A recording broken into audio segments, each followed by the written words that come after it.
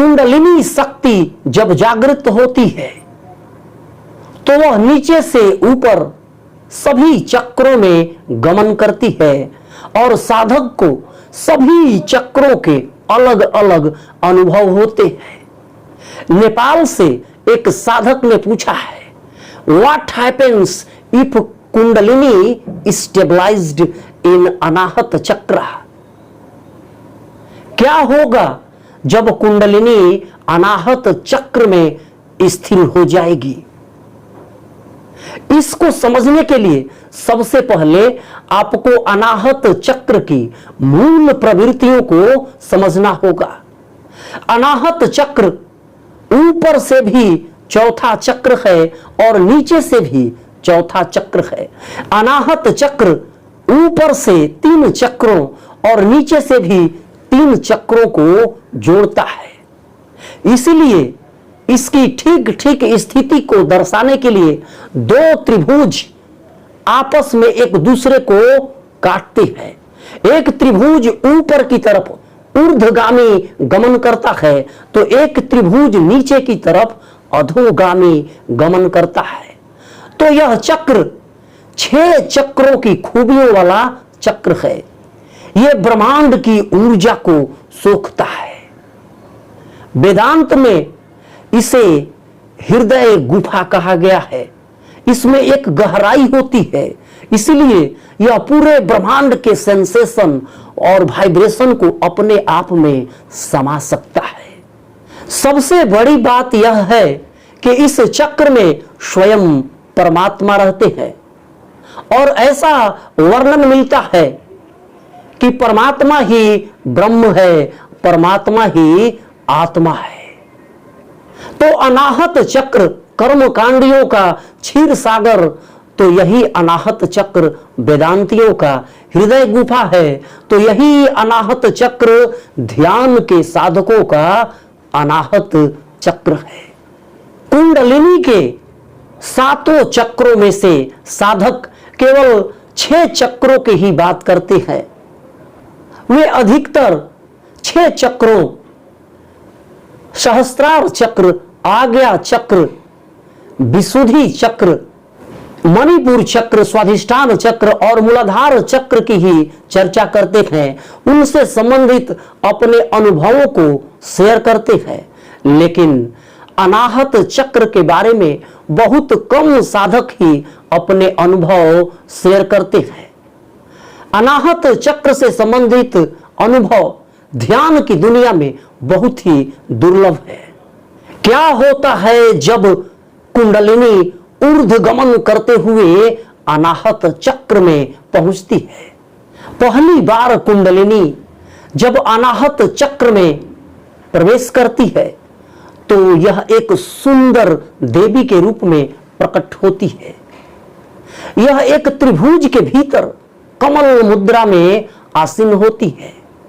त्रिभुज ऊपर की तरफ इशारा करता है, जो यह बताता है कि इसमें शक्ति को ऊर्ध्वगामी ऊपर की तरफ ले जाने की प्रवृत्ति है।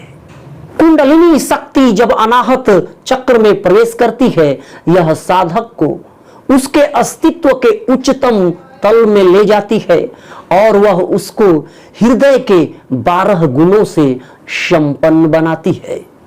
परमानंद, शांति, सुव्यवस्था, प्रेम, संज्ञान, स्पष्टता, शुद्धता, एकता, अनुकंपा, दयालुता, क्षमा भाव और सुनिश्चय से साधक भर उठता है।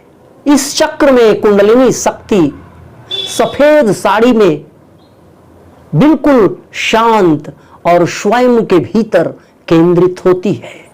वह एक कुंवारी मां है जो शक्ति और निस्वार्थ आध्यात्मिक भक्ति का पर्याय बन जाती है। जैसे मीरा कृष्ण की निस्वार्थ प्रेम से भक्ति करती है। मूलाधार चक्र में कुंडल मारे हुए कुंडलिनी एक विनाशकारी रूप में सरपेंट पावर की तरह अधोगमन करते हुए तेज आवेग में अनाहत चक्र की ओर बढ़ती है। लेकिन अनाहत चक्र में प्रवेश करते ही कुंडलिनी एक देवी बन जाती है, जहां साधक इस कुंडलिनी शक्ति को ऊपर की तरफ ऊर्ध्वगमन करने के लिए आह्वान कर सकता है। तो कुंडलिनी अनाहत चक्र में साधक को बहुत सारी सिद्धियां प्रदान करती है। अनाहत चक्र में जब कुंडलिनी पहुंचती है तो यह अनाहत चक्र में कुंडल मारकर नहीं बैठती, यह बिल्कुल स्वतंत्र रूप में अनाहत चक्र में योग मुद्रा में बैठती है और यहां पर ये अनाहत नाद सुनती है। ये वही अनाहत नाद है जो हृदय में उत्पन्न होने वाली सभी ब्रह्मांडीय ध्वनि का मूल है, उसका बीज है। तो ध्यान के दौरान सभी ब्रह्मांडीय ध्वनियों की उत्पत्ति इसी अनाहत चक्र में होती है और इसी अनाहत चक्र में कुंडलिनी शक्ति लिंगम के पीछे शिव से सदा शिव के रूप में प्रकट होती है। सद यानी शाश्वत और शिव यानी परोपकारी। तो कुंडलिनी इस अनाहत चक्र में पहुंचकर एक उदार प्रवृत्ति में दिखाई पड़ती है। तो सदा शिव ही वह शब्द ब्रह्म है जो अनाहत चक्र में गूंजता है, जिसमें प्रकृति के तीनों गुण सत्य, रज और तम विद्यमान है और जिसका संयोजन ओम महामंत्र के अ उ म के रूप में प्रकट होता है।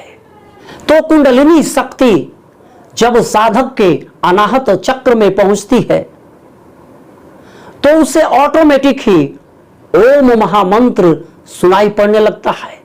उसके हृदय में ओम महामंत्र अपने आप ही गूंजने लगता है, ऑटोमेटिक ओम चैंटिंग होने लगती है और उसे इसी चक्र में अनहद नाद भी सुनाई पड़ता है, जिसे कुंडलिनी स्वयं सुनती है और साधक का शरीर एक यंत्र की तरह कार्य करता है, जिसमें ओम महामंत्र और अनहद नाद गूंजता है और साधक ध्यान की गहराइयों में पहुंचता चला जाता है।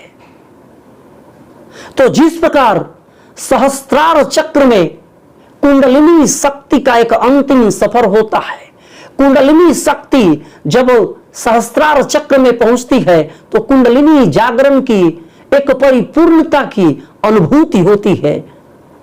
ठीक उसी प्रकार कुंडलिनी शक्ति जब अनाहत चक्र में पहुंचती है तो यहां पर प्रकृति के तीनों गुण विद्यमान होने के कारण साधक को कुंडलिनी जागरण की परिपूर्णता का आभास होता है। किसी किसी साधक की कुंडलिनी कई दिनों, कई महीनों और कई वर्षों तक अनाहत चक्र में स्थिर हो सकती है और उसे कुंडलिनी जागरण की परिपूर्णता की अनुभूति हो सकती है। जब किसी साधक की कुंडलिनी अनाहत चक्र में स्थिर हो जाती है तो वह महात्मा बुद्ध की तरह हृदय के भावों से भरा हुआ सभी प्राणियों और जीवों के प्रति दयावान हो सकता है।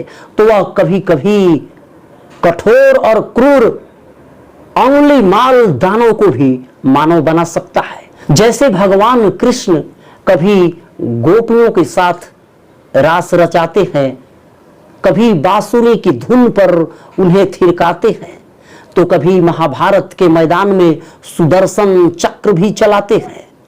तो आप जब भी ध्यान करें, अनाहत चक्र को केंद्र में रखकर ध्यान करें। आप देखेंगे कि जब ध्यान की चेतना अनाहत चक्र में पहुंचती है तो यहां पर एक वाइब्रेशन और सेंसेशन होता है। अन्य चक्रों की तरह यहां पर कुछ क्रियाएं नहीं होती, कुछ मूवमेंट्स नहीं होते, जैसे मूलाधार चक्र, स्वाधिष्ठान चक्र, मणिपुर चक्र, विशुद्धि चक्र में कुछ मूवमेंट्स देखने को मिलते हैं। लेकिन यहां भी आज्ञा चक्र और सहस्त्रार चक्र की तरह स्पंदन, सेंसेशन और वाइब्रेशन हो सकता है।